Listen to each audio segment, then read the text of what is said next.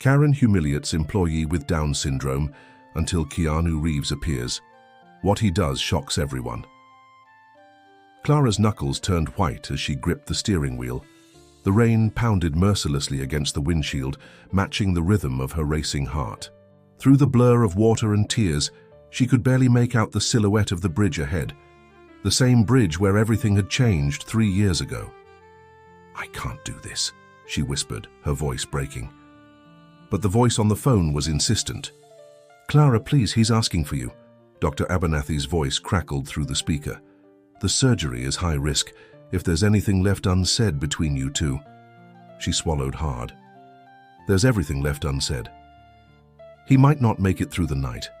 The words hung in the air like a physical presence. Clara's chest tightened, memories flooding back with such force they nearly drowned her. Michael, the one person she'd sworn never to see again. The one person she couldn't bear to lose. Lightning split the sky as she approached the bridge, illuminating the guardrail that had been replaced after the accident. 3 years of silence, of running, of building a new life 2,000 miles away, all of it collapsing in on itself with one phone call. "I'll be there in 20 minutes, she finally said, ending the call. As she crossed the bridge, Clara felt the weight of all those unspoken things pressing down on her. The accusations never hurled, the apologies never offered, the forgiveness never granted. And now, with Michael lying in a hospital bed, his life hanging by a thread, time had suddenly become their most precious and limited resource. The hospital loomed ahead, its windows glowing against the stormy night like a lighthouse promising safe harbor. But Clara knew better. There was no safety in what waited for her inside those walls, only the wreckage of a past she'd never fully escaped, and a future that hinged on whether she could finally face the truth about what happened that night on the bridge. With trembling hands, she pulled into the parking lot and turned off the engine. The rain continued its relentless assault, as if trying to wash away her resolve. But some stains, Clara knew, ran too deep to ever truly disappear. Taking a deep breath, she stepped out into the downpour, letting it soak through her clothes as she walked toward the hospital entrance. Each step felt like moving through quicksand, dragging her back to that fateful night when 3 lives had been forever altered by a single decision. And now she would face the man she'd once loved more than life itself. The man she'd nearly killed. 3 years earlier, Clara Bennett had been someone else entirely. At 32, she was the rising star at Meridian Architectural Design in Philadelphia, known for her innovative approach to sustainable urban spaces. Her most ambitious project yet, the revitalization of the city's historic waterfront district, had just been approved unanimously by the city council, cementing her reputation as one of the most promising architects on the East Coast. On a personal level, her life seemed equally blessed. Her relationship with Michael Torres, a dedicated trauma surgeon at Philadelphia General Hospital, had blossomed over 2 years into something that felt unshakable. They complemented each other perfectly, Clara's creative intensity balanced by Michael's steady pragmatism. They were the couple that made others believe in the possibility of having it all. Fulfilling careers, passionate love, and plans for a future built on mutual respect and shared dreams. What no one saw, what Clara herself refused to acknowledge, were the hairline fractures beginning to form beneath the surface of their seemingly perfect life. The first sign came 6 months before the accident, when Clara discovered she was pregnant. The news hit her like a tsunami, washing away the carefully constructed boundaries between her professional ambitions and personal life. She'd always imagined having children someday, but not now. Not when her career was finally gaining the momentum she'd worked so hard to achieve. Michael's reaction had been everything she should have wanted: joy, excitement, immediate support. "We'll figure it out together," he'd said, wrapping his arms around her still flat abdomen. "This changes things, but in the best possible way." But in the privacy of her thoughts, Clara felt something darker taking root, a resentment she couldn't voice even to herself. Every prenatal appointment felt like another step away from the life she'd envisioned. Every congratulation from colleagues felt like a subtle reminder of the inevitable shift in how they would see her. No longer just a talented architect, but a soon-to-be mother whose priorities would naturally change. She began working longer hours, as if trying to prove something to others or to herself, she wasn't sure. When morning sickness hit her during important meetings, she excused herself without explanation, refusing to let pregnancy define her professional identity. Michael noticed, of course. Their once animated dinner conversations grew shorter, punctuated by uncomfortable silences and carefully avoided topics. "You can talk to me about how you're feeling," he'd said one night, reaching for her hand across the dinner table. "Whatever it is, we can work through it." But Clara had pulled away, both physically and emotionally. "I'm just tired. It's been a long day." The truth was too shameful to admit, that alongside the natural love she felt for their growing child was a persistent fear that motherhood would erase the person she'd worked so hard to become. As her pregnancy progressed, the distance between them widened. Michael threw himself into preparations, researching the safest cribs, painting the nursery, attending every appointment with unwavering enthusiasm. Clara went through the motions, smiling at appropriate moments while privately wrestling with her conflicting emotions. Then came the night that changed everything. Clara had stayed late at the office, losing herself in design modifications until well past midnight. The call from Michael went to voicemail. She'd silenced her phone to focus. When she finally checked her messages, his voice carried an edge of worry. "Just checking in. Here it's getting late and with the storm. Please call me when you're on your way." The rain was coming down in sheets as she drove home across the Schuylkill River Bridge. Her mind was still half absorbed in work problems, the windshield wipers barely keeping up with the downpour. She didn't see the stalled car until it was almost too late. Clara swerved instinctively, the car hydroplaning across the wet pavement.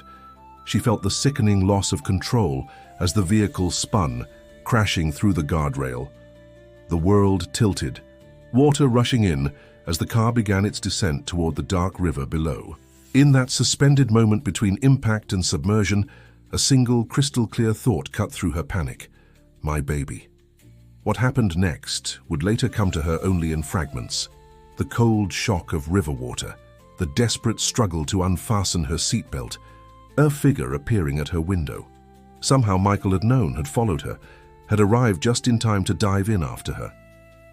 The next clear memory was waking in a hospital bed, the antiseptic smell burning her nostrils, the beeping of machines confirming she was alive. But the hollow emptiness inside told her something vital was gone before any doctor could say the words. "I'm sorry, Clara. We couldn't save the baby." Michael had saved her life that night, pulling her from the sinking car and performing CPR on the riverbank until paramedics arrived. But he couldn't save their child. And in the days that followed, as Clara lay recovering from her physical injuries, something between them shattered beyond repair. She couldn't bear to see the grief in his eyes, knowing she had been driving. Too fast, too distracted, too consumed by her own ambivalence about the pregnancy. Whether Michael blamed her or not didn't matter. She blamed herself. And every time he tried to comfort her, to grieve together, she pushed him further away. 2 weeks after being discharged from the hospital, Clara packed her bags while Michael was at work. She left only a note. "I can't do this, I'm sorry, please don't try to find me." She moved to Seattle, changed her phone number, cut all ties to her former life. She told herself it was mercy, that Michael deserved a chance to heal without the constant reminder of what they'd lost. But deeper down, she knew she was running from the unbearable weight of facing him every day, knowing she'd destroyed the future they had planned.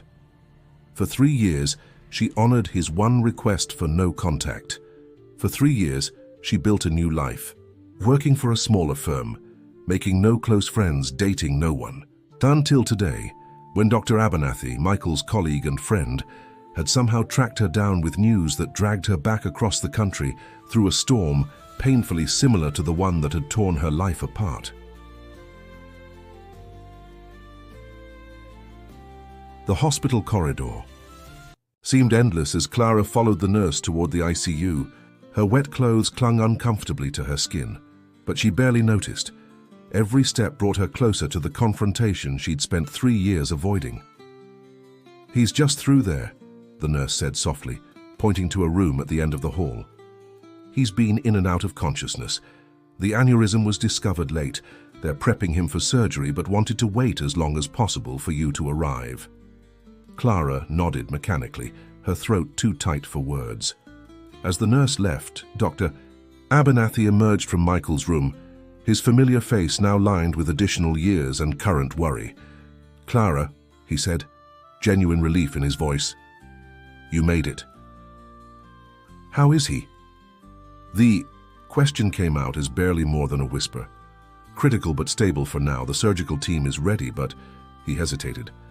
"Michael was adamant about seeing you first. He said there are things that need to be said, just in case."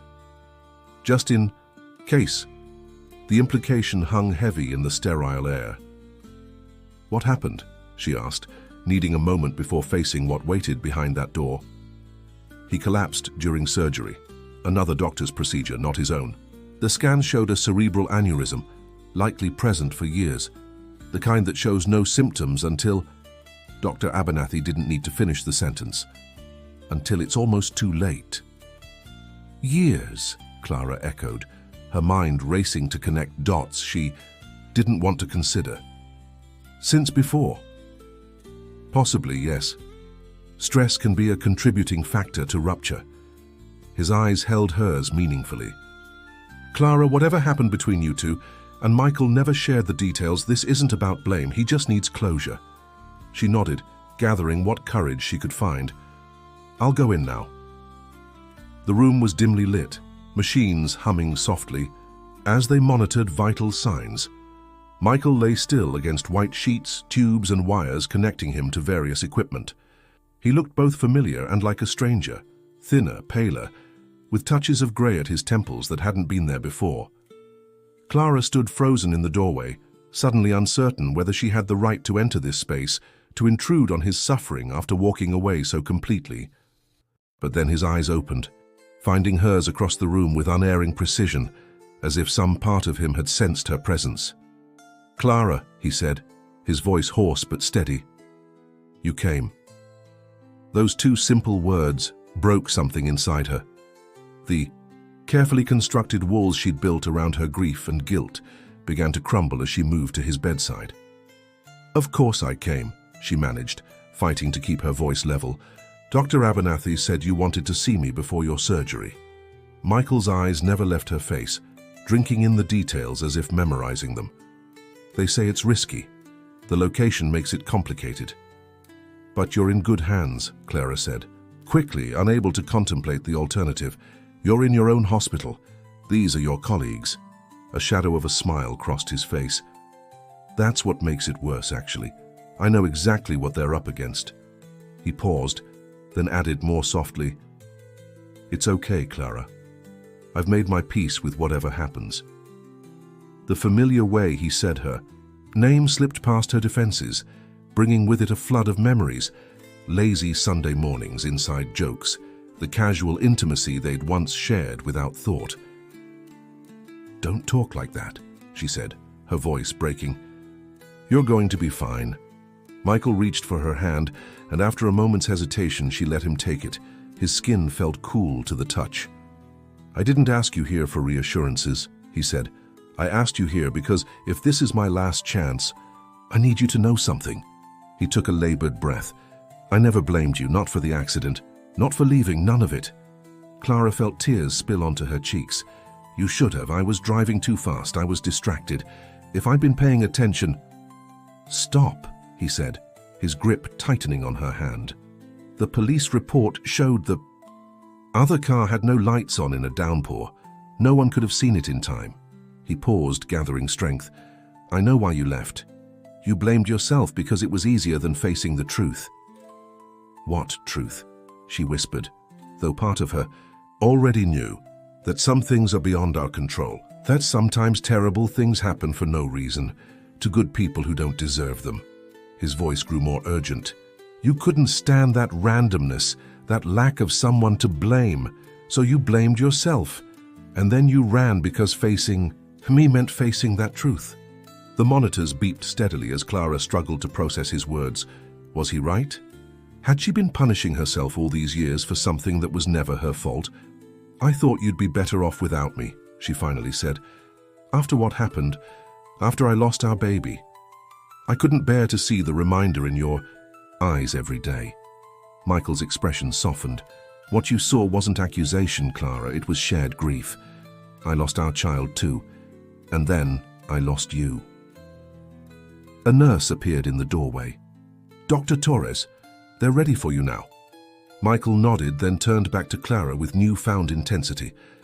I need to know if you can forgive yourself, even if I don't make it through this. I need to know you won't spend the rest of your life carrying this weight. Clara felt something shift inside her, a loosening of the tight knot of guilt she'd carried for so long. I don't know if I can promise that, she admitted, but I can promise to try. It wasn't enough. 3 years of silence couldn't be resolved in 5 minutes of conversation. But as they wheeled Michael away toward the operating room, their eyes held a moment longer, communicating what words couldn't encompass.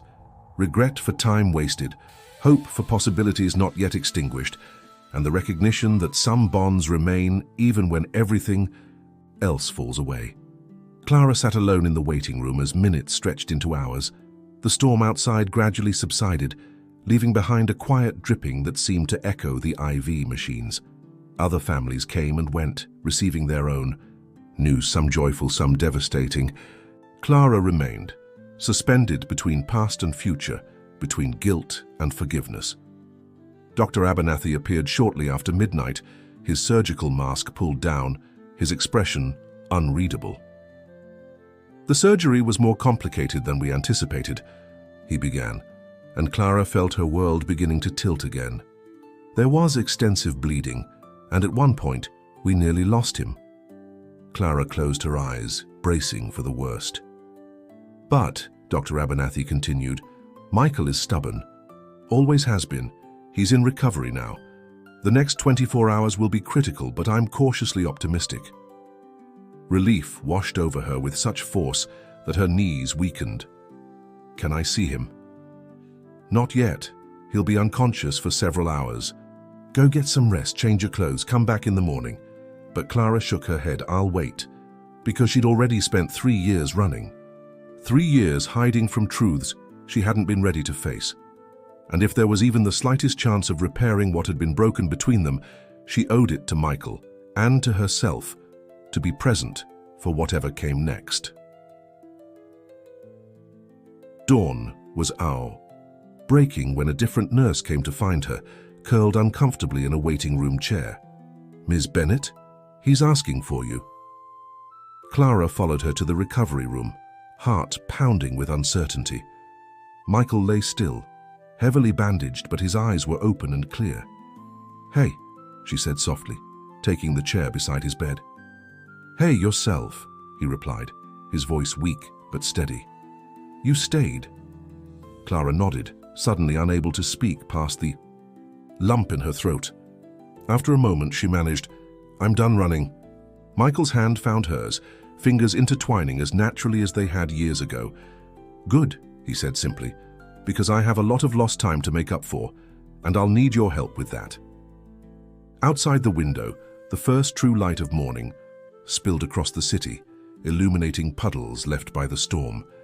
And for the first time in 3 years, Clara felt the weight of unspoken things begin to lift, not gone completely, perhaps never entirely vanished, but lighter somehow. Bearable when shared between two hearts that had, against all odds, found their way back to each other. She squeezed his hand gently, careful of the IV line. I think we both do. It wasn't a promise of happily ever after. It wasn't even a guarantee that they could rebuild what had been lost. But it was a beginning, and after years of endings, that felt like enough.